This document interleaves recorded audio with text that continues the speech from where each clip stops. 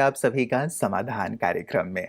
मित्रों, आज सारा विश्व अर्थ डे अर्थात पृथ्वी दिवस मना रहा है और ये दिवस सचमुच बहुत मायनों में महत्वपूर्ण है आज के दौर में, क्योंकि हम देखते हैं कि कैसे ग्रीन हाउस इफेक्ट की बात हो या फिर जल, वायु या भूमि प्रदूषण की बात हो, लगातार बढ़ता ही चला जा रहा है, जो कि एक चिंता का विषय है। समूचे ब्रह्मांड में केवल पृथ्वी ही एक ऐसा ग्रह है जहाँ पे जीवन है। अन्य ग्रहों में तमाम कोशिशों के बावजूद आज तक जीवन की तलाश नहीं की जा सकी है।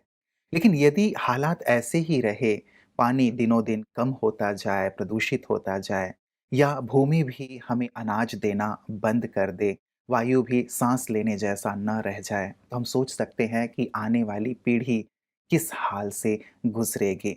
इसीलिए चिंतनीय विषय है मित्रों, आज के इस अर्थ डे पे न केवल आज के दिन लेकिन सतत हम इस पे विचार करें, प्रयास करें, पुरुषार्थ करें, ताकि अपनी धरती को पुनः हम सुंदर, स्वच्छ और साथ ही श्रृंगारित कर सकें। तो इसी विषय पे आज चर्चा करेंगे आदरणीय भ्राता जी के साथ। आइए पहले उनका स्वागत करते हैं। भ्राता जी, बहुत बहुत स्वागत है आपका। Thank you. भ्राता जी, वैसे तो आज के इस दिन पे लोग अलग अलग प्रकार से अर्थ डे मना रहे हैं। कोई पेड़ पौधे लगा रहा होगा, कोई स्वच्छता अपने आसपास कर रहा होगा, कुछ कॉन्फ्रेंसेस सेमिनार्स आयोजित किए जा रहे होंगे।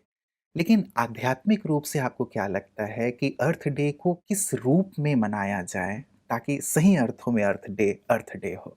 देखिए, अर्थ डे का अर्थ तो बड़ा गहन है। धरती को माँ कहा जाता है, जी। क्योंकि इससे ही जीवन मिला है, इससे ही पालना होती है, जल मिलता है, भोजन आदि की सारी व्यवस्था जैसे धरती हमारे लिए कर रही है। बिल्कुल। इसके लिए हमें सम्मान करना धरती का, इसके लिए शुक्रगुजार होना, इसको बहुत बहुत धन्यवाद देना सच्चे मन से, ये हर प्राणी का परम कर्तव्य है। ठीक है, लोग मनाते हैं, भाई ये यूएनओ ने डिक्लेयर कर दिया है, जी। पेड़ लगा दिए थोड़े बहुत, लेकिन पेड़ों को संभालना, हरियाली छा जाए इस धरा पर, जैसे हरियाली की चादर बिछ जाए यहाँ, ऐसा करना, हम्म। केवल भाषण नहीं, जी। केवल संकल्प नहीं, तो बहुत मदद मिल जाएगी।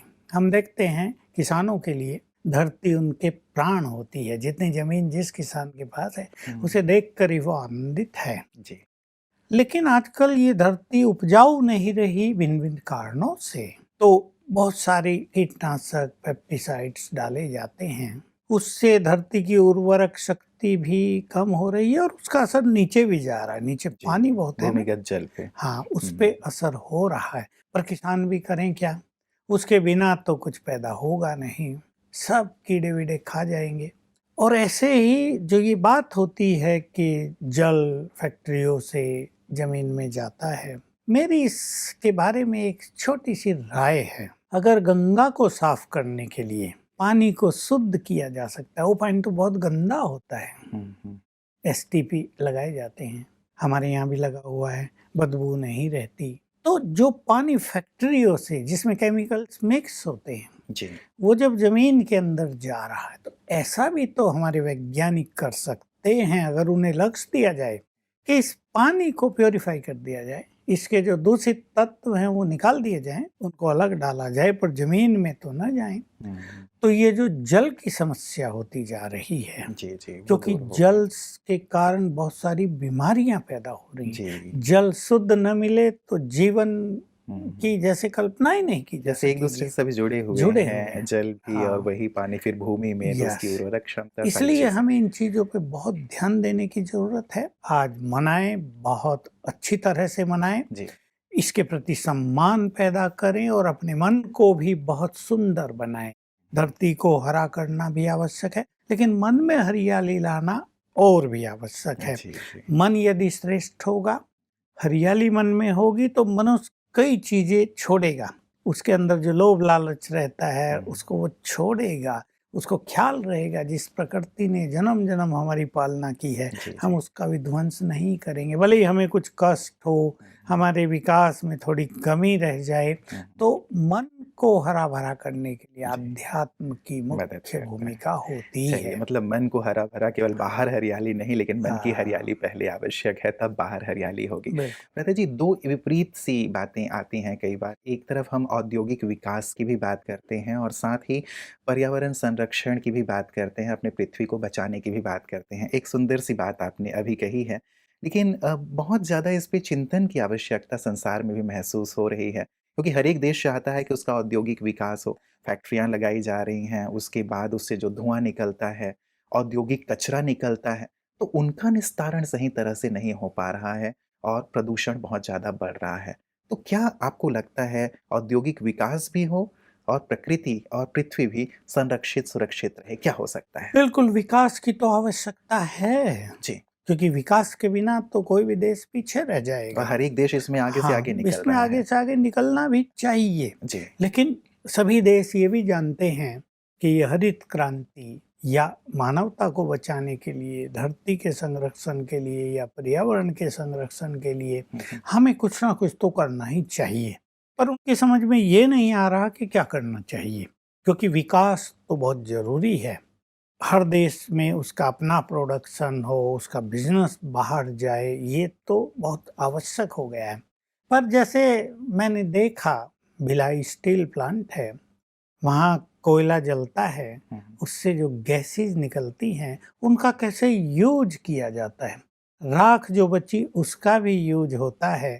मैं देखता आया कि वैज्ञानिकों ने कितने भिन्न-भिन्न तरीके निकाल लिए ताकि गंदगी कम से कम आकाश की तरफ फेंकी जाए। ऐसे ही और भी सुधार किए जा सकते हैं। जी। वैज्ञानिक बहुत बुद्धिमान हैं। उन्हें यदि थीम दे दिया जाए हुँ, हुँ। तो उससे फ़ायदा ही होगा देश को, क्योंकि जो जो धुआँ आकाश में जा रहा है, जो हुँ, पॉल्यूटेड कर रहा है और जिससे श्वास पर भी इफ़ेक्ट हो रहा है, जिससे मैं तो ऐसा समझता हूँ, भले ही वो हमारी स्टडी नहीं है, इससे जर्म्स पैदा हो रहे हैं वातावरण में बहुत ज़्यादा।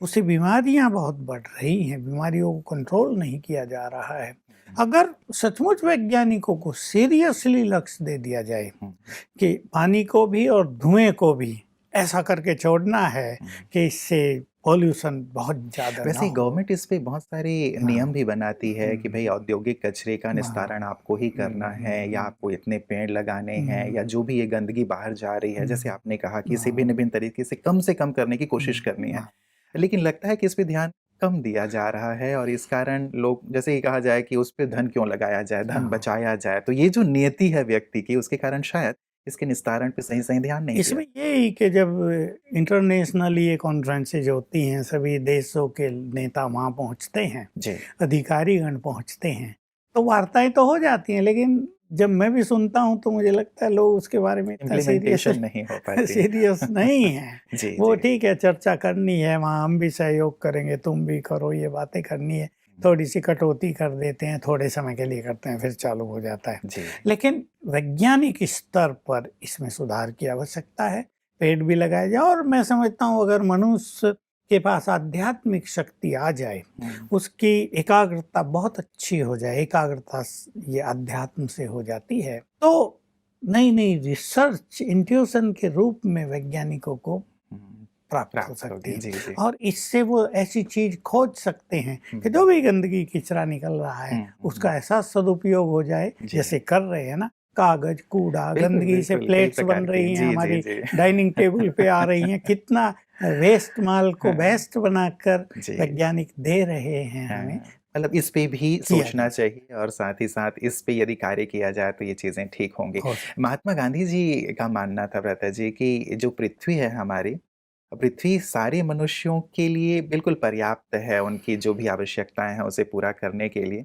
लेकिन लालच की पूर्ति नहीं हो सकती। ये है। उन्होंने बहुत ही गहरी-सी बात कही थी। अब अध्यात्म की बात कह रहे हैं तो ये कथन मुझे याद आया। क्या देखिए, कहेंगे हाँ, इस पे? आवश्यकता तो परिवारों में ही आप ले लीजिए, जी। किसी को 4 बच्चे हैं, उनकी आवश्यकताएँ तो माँ-बाप आराम से पूरी कर देते हैं, हुँ। लेकिन अगर उनकी इच्छाएँ बहुत होती हों, तो माँ-बाप भी तंग हो जाएँगे, कहेंगे तुम खुद करो। जी, जी। लोभ और इच्छाएँ, ये एक साथ हैं। तो सचमुच पिछले 50-60 सालों में ही मनुष्य के अंदर लोभ तो आसमान छूने लगा है और कंपटीशन और कंपैरिजन के कारण उसे लगता है इनके पास ये है, हमारे पास ये, इससे अच्छी चीज होनी चाहिए।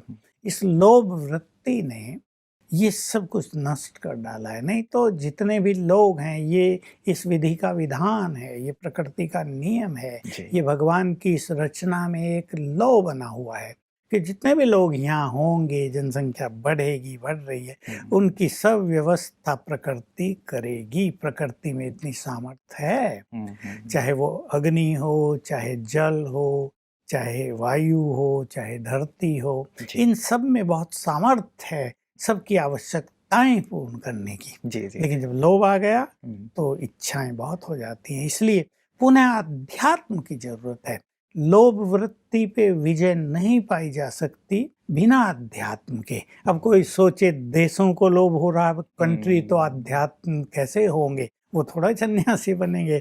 उन्हें तो विकास भी करना, धन भी बढ़ाना है, जी। कंपटीशन में भी आगे निकलना है, कंपैरिजन भी करना अवश्य है। फलाना देश इतना आगे बढ़ गया, हमें बढ़ना है। लेकिन व्यक्तिगत तौर पर अगर हम अपनी लोभ वृत्ति को आध्यात्मिकता के द्वारा कम करें जी। तो देश में कुछ चीजें बचेंगी और जो सबके लिए उपयोगी होंगी। बिल्कुल, मतलब वो कहते हैं कि पेट तो व्यक्ति का भर जाता है, लेकिन पेटियाँ भरने की जो हाँ। चाहत है, वो चाहत कभी कम नहीं होती। आपने भ्राता जी जो बात कही है, संक्षेप में जानना चाहूँगा, ये जो देशों के बीच जो ये होड़ है, ये एक बहुत बड़ा रीज़न बन रहा है। क्या इसमें कहीं बदलाव की उम्मीद या कोई तरीका आपके ध्यान में आती है? देखिए, कुछ भी बात होपलेस तो नहीं है संसार में। जी। अब से 50 साल पहले के संसार को जब हम देखते हैं, मैं तो देखता आया हूँ, तब बहुत देश अपने अपने में, जिसको हम कहते हैं, संतुष्ट थे। विकास हो रहा है, ठीक है। अमेरिका में गेहूं बहुत पैदा हो रहा था, भारत को दिया जा रहा था। फिर जैसे पॉलिटिक्स बढ़ती गई, होड़ बढ़ती गई देशों में एक दूसरे में, और ये पावरफुल होने की होड़ सबसे ज्यादा, एक दूसरे पे हावी होने की होड़ सबसे ज्यादा है। मैं पावरफुल हूँ, वो न हो। इसने खेल बहुत बिगाड़ दिया। अब इसके कारण ये युद्धों की ओर ले गए हैं संसार को। लेकिन परमात्मा तो ऐसी स्थापना कर रहे हैं जहाँ ये होड़ होगी नहीं। और अगर एक भाईचारा, जो आध्यात्म के सिद्धांत हैं, वसुधैव कुटुंबकम, जी, यूनिवर्सल सब एक ब्रदरहुड। भगवान की संतान है, सब समान रूप से आगे बढ़ें, सभी सुखी हो। देखिए, हिंदू धर्म में तो ये पहले ही मंत्र जी, हैं, जी और सब जीने दो। सुखी हो जाएं, सबको जीने दो, सबके पास सब कुछ पर्याप्त हो। जी। तो ये जो हमारे धर्म का संदेश है, ये पहुंचे संसार तक, पहुंचे ही नहीं, इसको प्रैक्टिकल में इम्प्लीमेंट कर दिया जाए, जी, जी। तो जब मनुष्य बदलेंगे तो देशों की वृत्ति भी बदलती जाएगी। कितना सुंदर और सरल सा समाधान दिखाई हाँ, देता है भ्राता जी, बस बिल्कुल। लगता है कि इसे इम्प्लीमेंट करने की ही हाँ, ज़रूरत है। अन्यथा हाँ। वसुधैव कुटुंबकम की जो भावना है, आपस में कितना ज़्यादा एक प्यार, सम्मान पैदा करता है। हमारे कुछ दर्शकों ने भी भ्राता जी कुछ पंक्तियाँ भेजी हैं, मैं आपको सुनाना चाहूँगा, बड़ी प्यारी-सी हैं आज के अर्थ डे पे। निशा जी लिखती हैं कि धरा नहीं होगी तो सब धरा रह जाएगा। Very good. कितनी गहरी सी बात है। साथ ही शालिनी जी लिखती हैं कि हम्म, पेड़ पौधे मत करो नष्ट, हम्म। सांस लेने में होगा कष्ट। हाँ, बहुत ये सुंदर, छोटे-छोटे से सुंदर, सुंदर। स्लोगन। और गंगाधर जी लिखते हैं कि आने वाली पीढ़ी है प्यारी, तो पृथ्वी को बचाना है हमारी ज़िम्मेवारी। जिम्मेदारी, तो बिल्कुल ये ठीक, ठीक। छोटे-छोटे स्लोगन भ्राता जी हमारे हाँ, दर्शकों ने भेजे हैं, बहुत ही प्यारे। बहुत ही सुंदर बातें हैं ये। जी। देखिए, मैं तो फिर यही कहूँगा, हमारा भारत देश ही महान है और यही विश्व गुरु बनने वाला है। भारत ही गाइड करेगा अब संसार को। अन्यथा लोगों में एक ही होड़ है, मेरे पास न्यूक्लियर बॉम्ब्स, वेपन्स बहुत ज़्यादा हों, मैं अपना दबदबा कायम रख सकूं। हुँ, जो धन है बहुत सारा देश के बजट का, वो भी उन पे ही खर्च होता है। लेकिन मुझे पूर्ण विश्वास है, और वो सुंदर दिन दिखाई दे रहे हैं, भारत सबके लिए लाइट हाउस बनेगा। भारत से न केवल संदेश जाएगा, पर भारत को सभी फॉलो करने के लिए जैसे तत्पर हो जाएंगे कि हुँ। इसी में सबका भला है, इसी में सबका कल्याण है, नहीं तो सब कुछ नष्ट हो सकता है। जी, जी। तो हम भारतवासियों को पुनः आध्यात्म को और बढ़ा देना है अपने अंदर। मैं उन सबको भी कहूँगा, जो साधु संत हैं, जो महान पुरुष हैं, जो गुरुजन हैं, और जो उनके ऐसे फॉलोअर हैं जो संसार से थोड़े विरक्त हैं और आध्यात्म की ओर थोड़े अनुरागी हैं, उन्हें भी ये पवित्रता के बल से और आध्यात्म के बल से अपने इस महान देश में पुनः आध्यात्मिक क्रांति लाने के प्रयास जोर शोर से शुरू कर देने चाहिए। ये भविष्य है हमारा।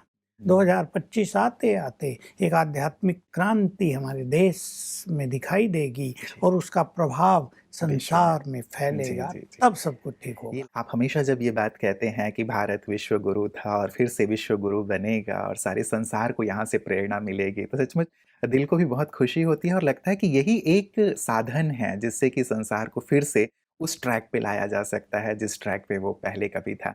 प्रति जी, ब्रह्मा कुमारीज़ 140 से भी ज़्यादा देशों में व्याप्त हैं इसकी ब्रांचेज़ और लाखों इसके जो फॉलोअर्स हैं वो हैं।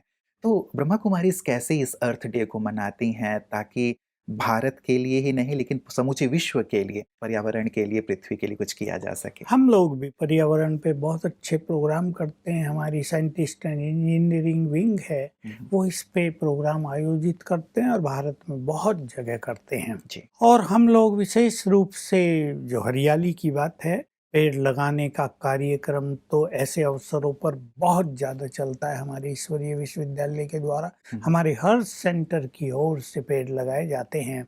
लेकिन हम आध्यात्मिक जो एक वाइब्रेशंस हैं, वो भी धरा को देते हैं। इसमें कुछ ऐसी चीज़ें हैं जिसका लोगों को पता नहीं है।